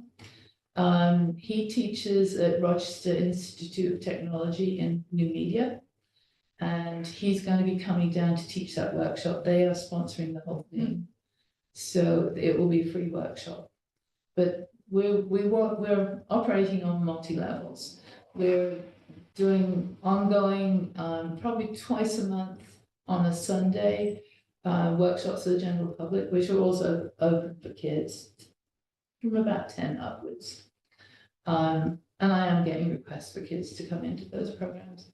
I'm hoping to run some summer programs for a wider audience of kids over the summer, but I don't want to be dependent on knowing whether we've got this funding or not. We're going to do those independently of the grant. But to focus the grant onto primarily these kids at the Kingston Motel. I was there for an event at Christmas where they did an extraordinary thing. They raised money and on Thanksgiving, they asked the kids to write out a list of the presents they wanted. And they shopped for them individually, all those kids. It was really touching, and the circumstances there are not, no. I mean, there are violence things. I was there at another event before and was partial witness to 2 parents fighting and kid trying to intercede and the police having to come for this. You know, this is what they're living with. And you can see, I took pictures at the Christmas event, and there's deep sadness in the parents. You know, you just see it from their faces. And the programming that the Youth Bureau is doing with these kids is really great. It's opening up lots of possibilities for them to get them out of that environment. You know, it's deeply touching. And I think these are, in terms of low-income kids, these are the kids that really need it the most. Yeah. And moving forward a little bit, is this art form readily available in most colleges, or is this kind of a niche thing? Well, it was. Calligraphy was invented in 1962. First artists started working on it in 68. I came into it in 1975. And in the 70s and 80s, tremendous amount of explosion going on. We had 3 museums of calligraphy. We had Royal College of Art in London. You could get a PhD in calligraphy. The Art Institute in Chicago, a facility in Cologne, lots of galleries all over the place. In the mid-80s, a new technology was developed by a man, Ken Haynes, who later became my mentor. And he developed the technology for mass production of holograms, which he sold to American Banknote. And right now, you most likely carry one of his holograms on your Visa credit card. And that technology doesn't require the material that we use to make holograms. We record on the silver halide, which is what is used in photography. Very fine resolution. We did, and our lasers that we worked with, I mean, the workhorse for the most professional photographers was this. It was this long, right? You needed 2 people to carry it, a big power supply, cost about $30,000 back in the day. Now, by 2000, we'd lost all of our recording material. And one by one, all those museums closed and the schools closed. And we were kind of like the last one standing here. But things have changed. In the around 2015, Tupac Shakur at Coachella was billed as a hologram, which it wasn't. It was an old technology, but suddenly everybody kind of got interested in holography again. And as a result, a lot of things have happened in those last 10 years or so. We now have new recording material. It's a photopolymer that is self-developing, so no nasty chemistry at all. That 50 milliwatt laser that was this big, we can now buy them for $300 and they're like literally this big. So we're and we have another technique of working now. It's called single beam holography without going into too many techniques. Technical details. It is basically a simpler, less vulnerable to vibration system. We work with it in the back of the lab, in the gallery, and that's what we're doing with the kids. So we can now, the kids can shoot the holograms, we watch it as it develops itself, and they have the hologram. This was not possible back when I started. So we're in a whole new era of this. We've got, currently have 2 suppliers of that material and another one possibly coming on soon. So that is a market that has other applications. Right now, you may have read about cars that have these head-up displays where the speedometer and information is projected on the screen in front of you. That's a holographic technique. There's a hologram in there. And it's recorded on this photopolymer that we're working with. And that's being produced by, originally it was Bayer in Germany. They have now become, they sold to Covestra, and they're basically out of Pittsburgh. So we're entering a whole new era where there are industrial applications of this that are already being, most people have no idea how much holography is actually being used. Every time you go to the supermarket and you put something through the scanner, there's a holographic disc in there. There are many hidden applications of holography which is another reason. I mean, we're approaching it from an artistic standpoint, but it has many industrial and practical applications. So there are careers in those areas too. That again, with this program, what I'm trying to do is to get those kids in there early so that they get that foothold and can get the chance to get ahead on all of this that they otherwise don't get. So hopefully that answers your question. That's great. I'm going to digress a little bit more. Do you remember back in the 80s, they sold a commercial camera, kind of like a Polaroid, and it took holographic pictures, rudimentary, I guess you would say. But the kids, we bought it for the kids loved it. And then something happened. I think it was like an automatic, like an instant picture. And I think Polaroid sued the company for copyright infringement or something. So the camera went off the line. But actually, I was just going through a box of pictures about a month ago, and I found one of the old holographic pictures from the 80s. Did it have ridges on it? Did it have like a plastic lens on the front? I don't. Did the camera have 4 lenses? It had multiple lenses. Yeah. I'm not sure how many. It had more than one. That's all I can say. I don't even know what happened to the camera. It's probably up in the attic someplace, but it did have multiple That may lenses. have value, by the way. Better find it. Yeah. Hey, eBay might be interested. I think that might be the Nimslo camera, which Yeah. was essentially a lenticular camera. And it's not really holographic, but it does produce 3D image. And they had a whole printing industry that went on with that. We are actually going to have a show in the summer of lenticulars, big ones. A number of holographic artists switched to working with lenticulars because they couldn't get the film to make their holograms. So basically it's a photographic process. You shoot multiple views.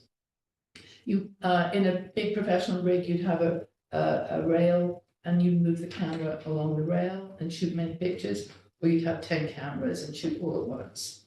So then you optically process that information into little thin strips that line up underneath this plastic lens that you put on front of it.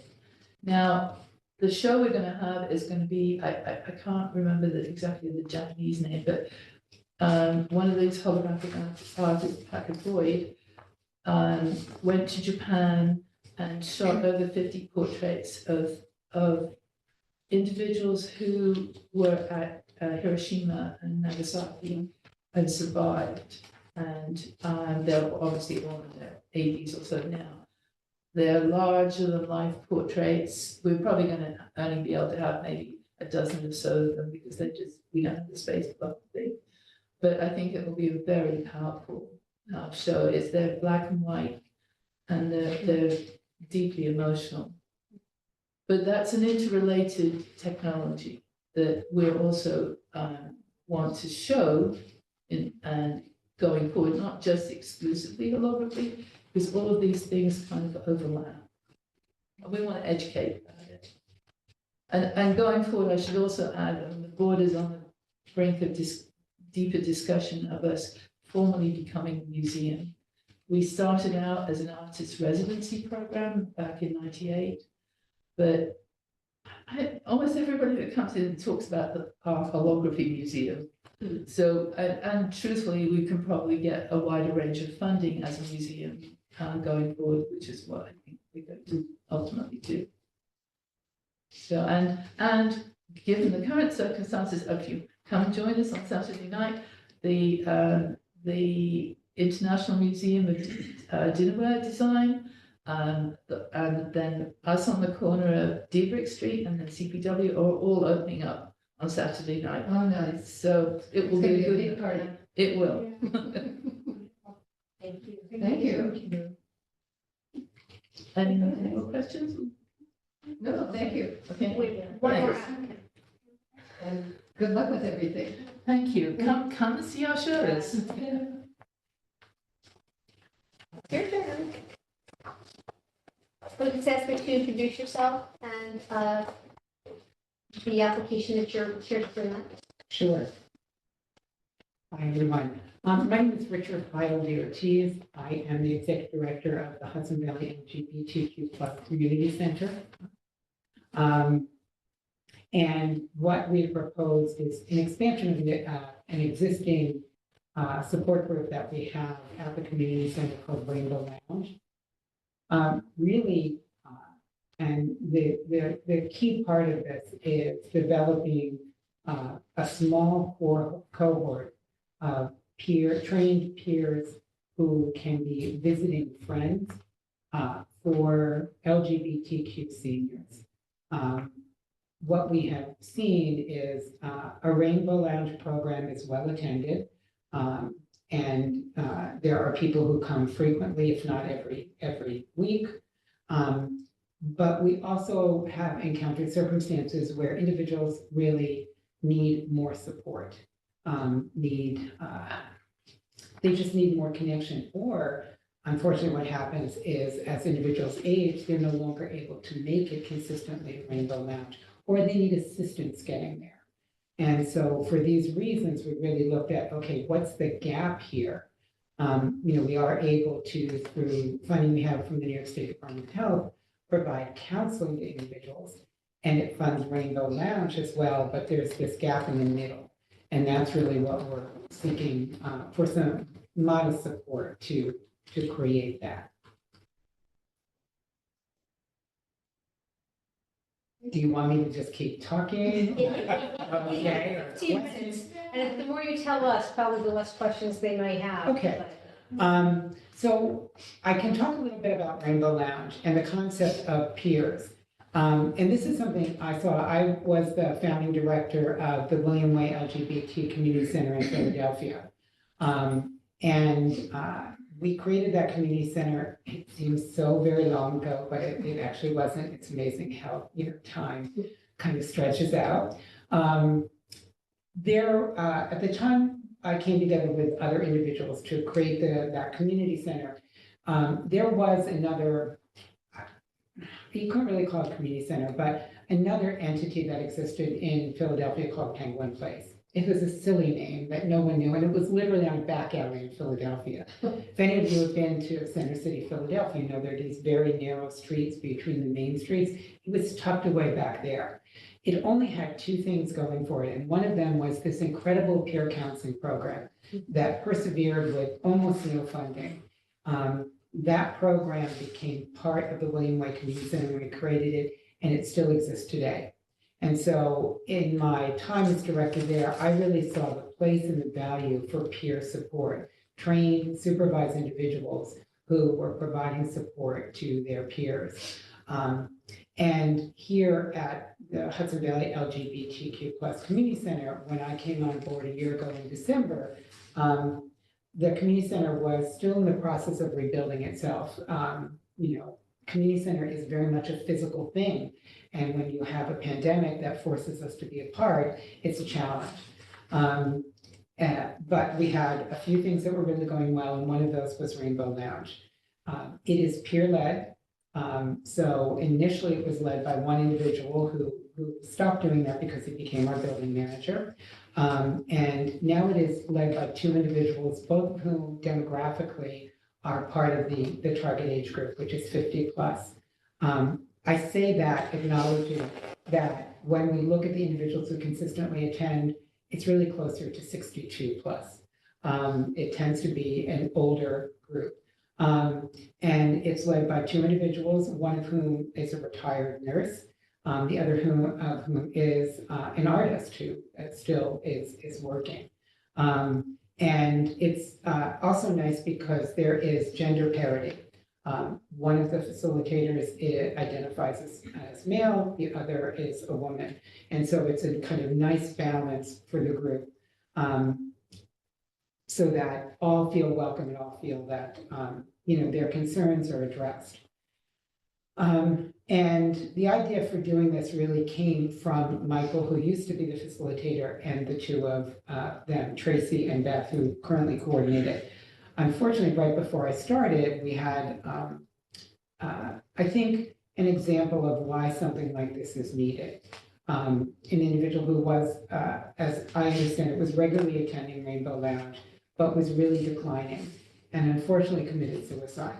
Very hard for the group to contend with, and a real sense of that the group had failed this person because we really didn't have that piece of, okay, what can we do next? Like, this person needs more support than attending a weekly 90-minute group. What can we logically do? And tried in that case to connect him with services. But frankly, there are a couple of reasons that can be challenging for this population. One is the individual who committed suicide, unfortunately, was depressed. And so it is harder for them to accept help from individuals they do not know. And the engagement we feel of a peer as a volunteer, which is important. There's a difference in engaging with a volunteer than with a paid staff person. And I've seen this in my work over and over again, that it really can be valuable. The engagement of a peer can be the bridge in connecting someone like that to services, because they become like a trusted advocate in a way, and kind of bridge that gulf. So it's another reason that we really want to be able to create something like this. We also have a couple of things that are happening demographically, one of which I think is unique to our county, in that the population of individuals who fall into this age group demographically is growing here in the city of Kingston. And among them are LGBTQ individuals who are retiring here or moving here because they have children here perhaps, or because they have friends here, because it's close to the city and at least nominally at this point, cheaper than the city, although we could argue that in terms of living expenses. And so for those reasons, we have LGBTQ individuals who are moving here to the city of Poughkeepsie and to the immediate area. Sometimes they have support here and sometimes they don't. And as people age, the support they have may decline. It may evaporate in some ways. Children can move because of a job. I know two people, but that's happened to, in this group, where they moved here because their children were here, and then there was an opportunity for their children to move elsewhere. So there goes their support, their organic support. The other thing that is unique to this age group and this particular time period we're in is that this age group, particularly men, but to a lesser extent women, have lost much of their organic peer group that would have existed, the naturally occurring peer group that we develop as we walk through life. And that's really what we're seeing as a ripple effect of AIDS and the AIDS crisis of the 80s and the 90s. I think about, I left here, because I grew up in New Paltz, I left here to go to college in the city in 1985, just as AIDS was kind of exploding. I can, I am not relying on my peer group for this type of support at this point, but there are people who are 10 years and 15 years older than me who lost so much of the peer group that they developed in their 20s and their early 30s. And so here they are, 60, 70 years old, some individuals even older, and they don't have that naturally occurring peer support group that they would have. In addition, in this age group, men in particular are more likely to not have children, and perhaps to have long-term estrangement or distance from family members because they came out at a time where, this was little understood and there was more overt bias within their families. And so these are the reasons why we want to be able to create this. Really what we're looking for in terms of funding, because we can bring match from the New York State Department of Health through our contract with the AIDS Institute. What we're looking for is additional staff support to be able to train and support the peer individuals, the friends who will be those visiting resources. Yes. Those people, are they credentialed peers with the Office of Mental Health?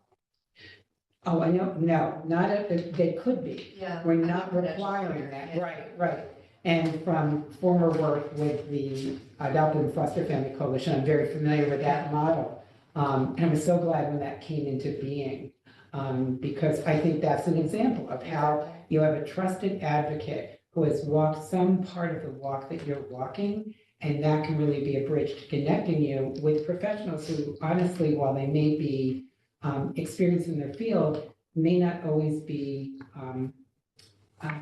the most sensitive or the most aware of the specific struggle that you're having. Read about it in the book. You have to have a walk. Right, exactly. Yeah, I was just thinking that it could be a funding source, a way for you to get them trained.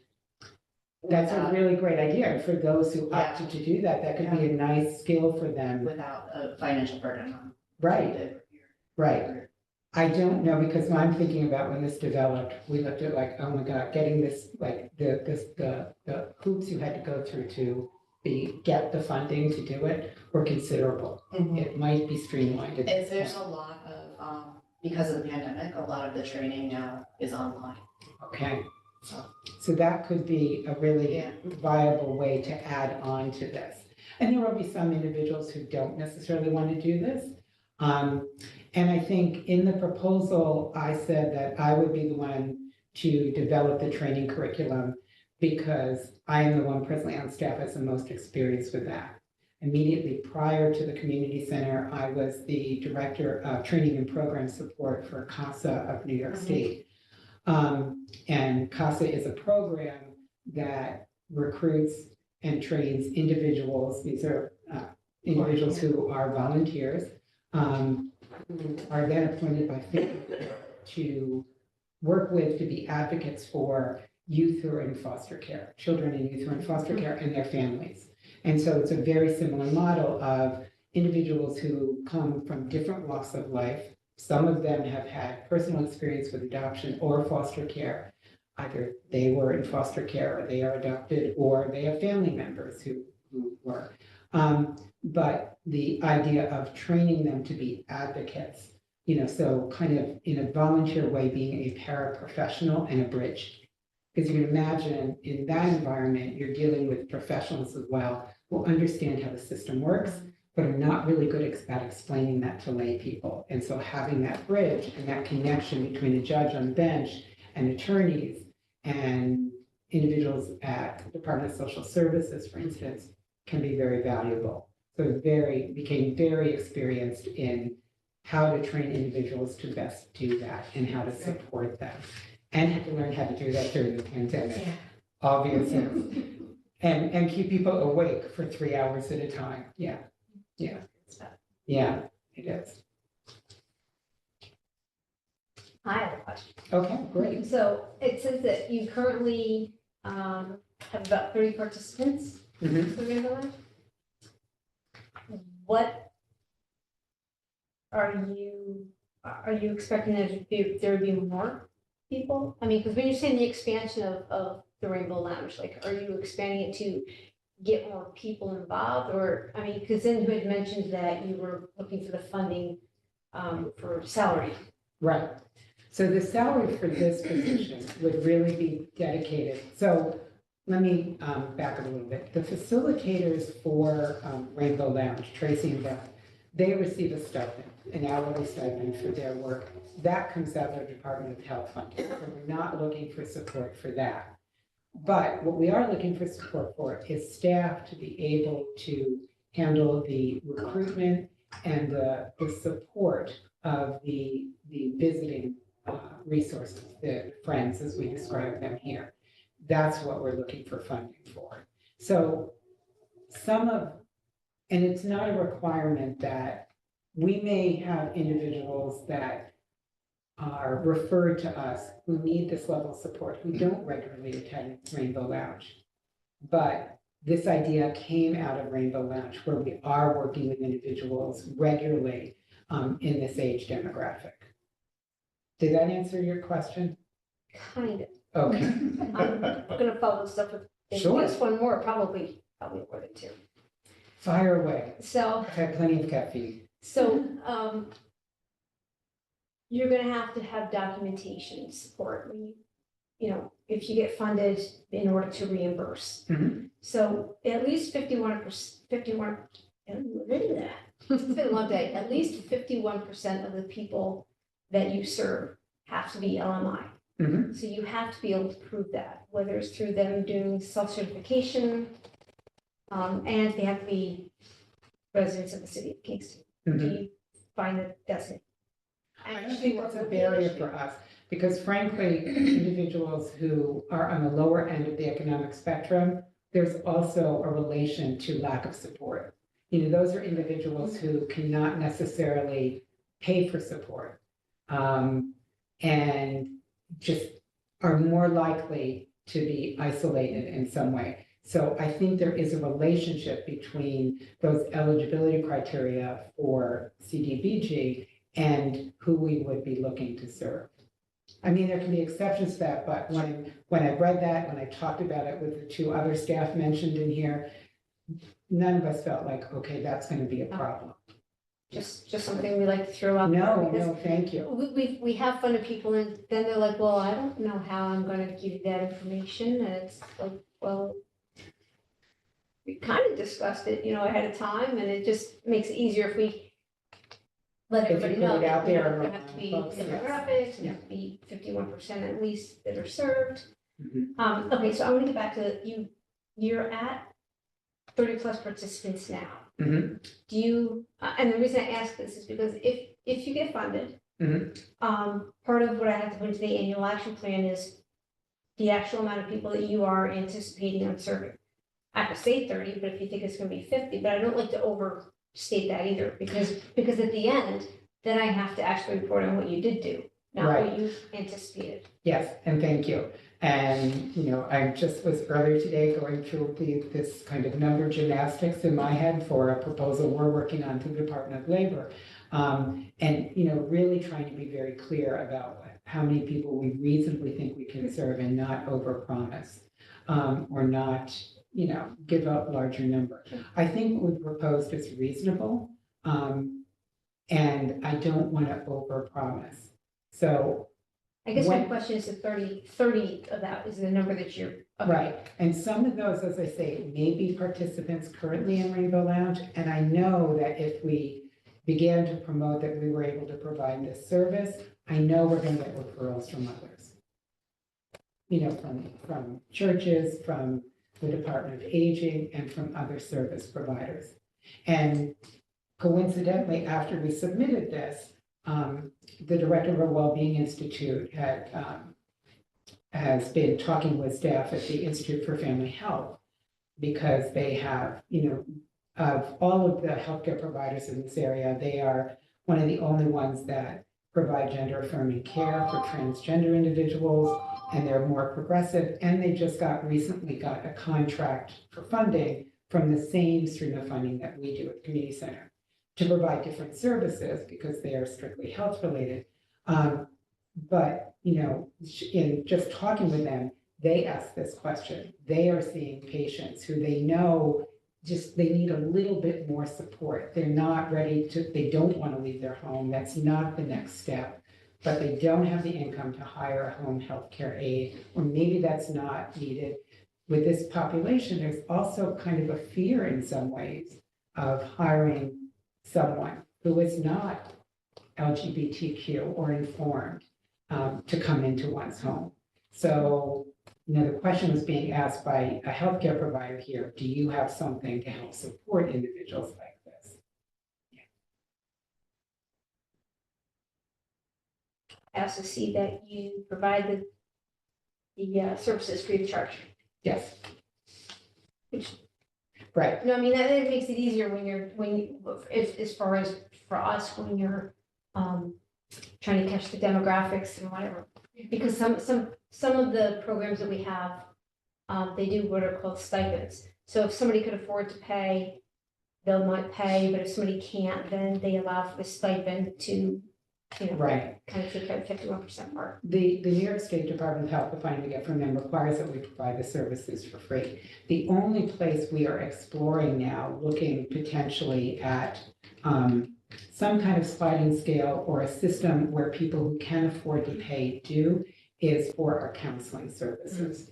And we're just trying to figure that out now, because we have a relatively new director of a Wellbeing Institute, and what she's seeing is that she and our contracted counselors are seeing people of very varying income levels, and some individuals could pay for the services, and we're allowed to do that. We won't be able to count them in the Department of Health numbers, but that would be the exception. We generally don't charge for services, particularly services of this nature. Right.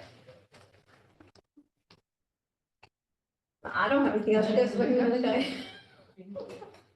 All right. Thank you so much. You're welcome. Thank you.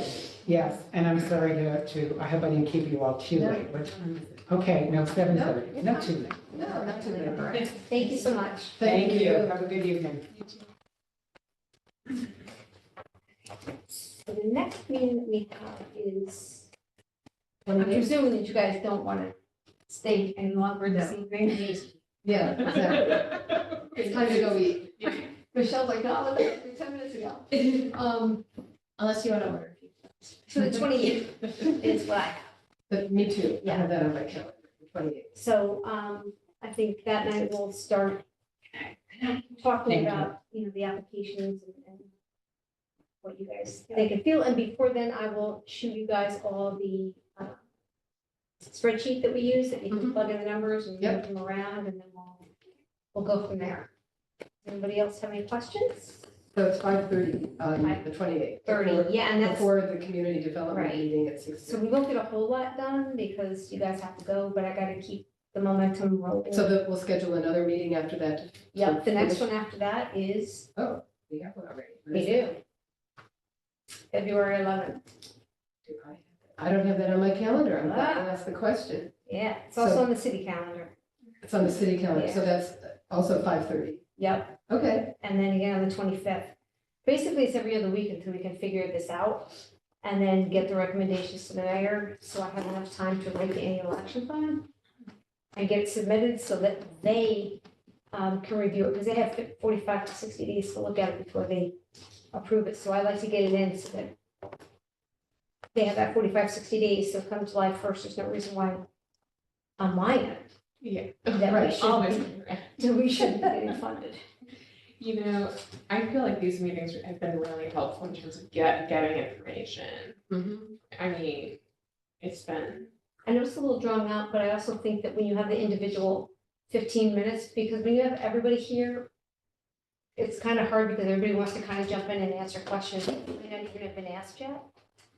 So this, I just think. this- No, I think the one-on-one is much better. it's been good. It also has been, like we saw tonight, with a couple folks, it also gives a really good opportunity for sharing of resources and like, you know, so whether, you know, whether it's that they now have some places to go, if they do get funded as a program from us, or even if they don't, there's, you know, it feels productive, I guess, is what I'm trying to I say. wish one of them would just say who their other resources are instead of, no, we have other You resources. can ask, Yeah. Oh, and you can actually, it's supposed to be in their application, if they're And most getting, of them do say that. Yeah, well, anyway, it's just like, you know, where are the senior centers, you know, that kind of thing, you know, we're just different actions. I'm really impressed by all of them because they're really creating new programs. They're adapting to the needs of the community, like really pivoting Totally, what's going on and bringing things to them. Yeah, it's really good stuff. No, there's some really good applications. I'm just starting my car, don't mind me. Yeah, warm it up. Yeah, I haven't been in it since 6:30 this morning. It's time, it's And time. and I think it is better than having everybody here, because then people were just sitting, you know, like, these are people who are busy trying to do what they do, and But they instead did of make sitting here and I did make it clear to everybody that just because they had a they could be here. designated time, that they were allowed to be here. This is public meeting. That's what people think that they couldn't be here, but if you didn't want to sit here for 2 hours and listen to somebody else that had nothing to do with You're doing, that's right. No, I think it's good. I think it's worked really well. Definitely the way to go. Yep, Okay, I'm gonna end. okay. Right. So we'll look forward to getting the sheets so we can start